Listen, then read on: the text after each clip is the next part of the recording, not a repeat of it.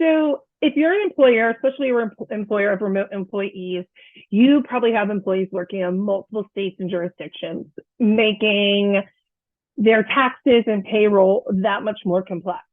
You have to do state tax registrations for withholding tax, unemployment tax, and a lot of times those websites are not in the same location. The systems aren't talking to each other, and it can be a really daunting experience and process.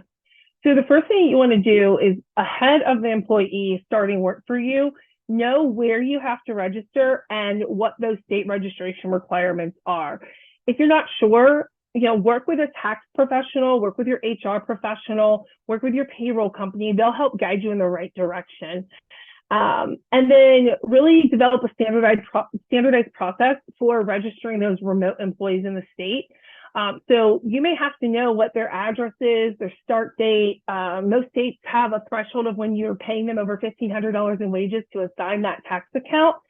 So make sure you're doing that in a proactive way, because a lot of times the payroll providers will hold up your payroll if you don't have those registrations in place, because they've got to submit reports and payments to the states each pay period or each month.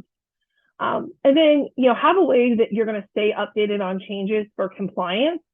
And make sure that your payroll company, if you're working with a great payroll company, they will do this reporting and these payments on your behalf, which is what you really want.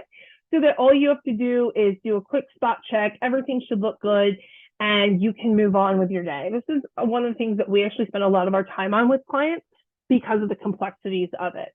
And then make sure that whoever you're working with, your process, your payroll, has all the information. They know what they need. And in states that maybe have other benefits like paid sick leave that are managed through the state, there might be an extra layer of compliance. Remember, these steps can feel very overwhelming, and they're very specific, and they're also going to vary based on the jurisdictions involved. So it's really important to work with a professional who's well-versed in these multi-state employment matters to ensure compliance with applicable laws and regulations.